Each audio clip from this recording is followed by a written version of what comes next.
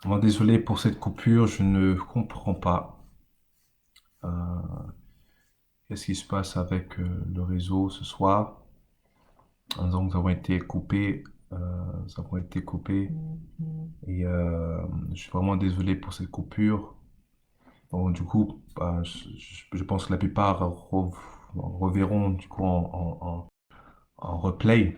Donc, du coup, c'est juste pour terminer donc, les points sur lesquels j'étais. Juste pour terminer afin que du coup, je vous laisse et nous continuerons donc, la semaine prochaine par la grâce de Dieu. Donc, comme je disais, donc, l'un des changements, des bénéfices de mener cette vie, de marcher et de mener cette vie comme Christ a mené et a vécu, cela va créer en fait, va créer un changement, va commencer à permettre au Seigneur de commencer à travailler nos habitudes et de retirer nos anciennes habitudes, de commencer à retirer nos anciennes habitudes, de retirer nos anciennes habitudes, parce que le Seigneur veut que nous ayons ses habitudes à lui, que nous puissions en fait en gros vivre comme il a vécu, être comme lui. Donc il va commencer donc à travailler nos habitudes.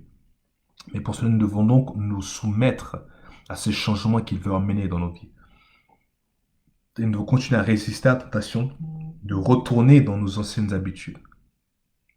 De retourner dans nos anciennes habitudes et que ces anciennes habitudes-là compromettent notre disciple-là. Donc, euh, donc, on devait lire Colossiens chapitre 3, verset 17. Et dans Colossiens chapitre 3, verset 17,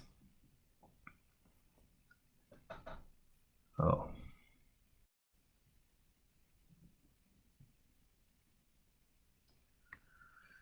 Colossiens chapitre 3, verset 17.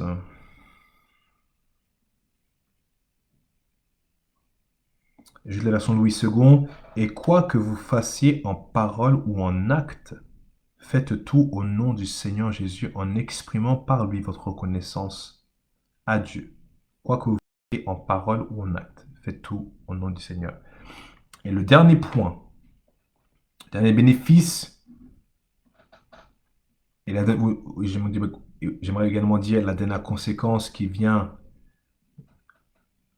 par cette vie où nous imitons le Seigneur, c'est qu'en prenant au sérieux notre disciple-là, nous serons en train de chercher premièrement le royaume des cieux et sa justice.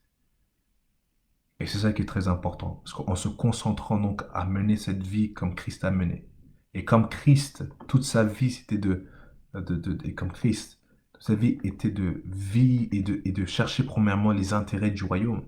Et comme nous prenons la décision de marcher selon les pas de Christ, nous allons également donc chercher premièrement le royaume des cieux et sa justice. Donc les personnes disent, oui, comment chercher le royaume des cieux, comment chercher le royaume des cieux et sa justice? Vis comme Jésus a marché. Marche comme Jésus a marché. Parle comme Jésus a parlé. Et la mentalité que Christ avait. Parce que c'était constamment sur le royaume. Est-ce qu'on me suit? Et c'est ça qui est très très important à savoir. Je sais pas pourquoi il y a énormément de bugs, c'est pas possible. Euh, Pas mal de bugs. J'espère que là ça peut être mieux. Et donc juste pour terminer, donc c'est vraiment ces choses-là qui sont importantes à savoir, que nous devons savoir. J'espère au moins qu'on m'entend toujours. Vous pouvez écrire Matthieu chapitre 6, verset 33. Et donc du coup, nous avons donc terminé le cours sur qu'est-ce qu'un disciple.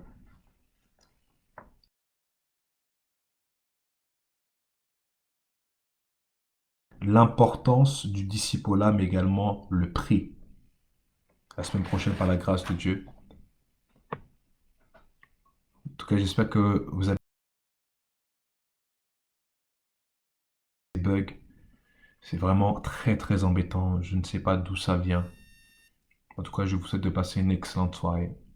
Et on se dit à vendredi à 20 h.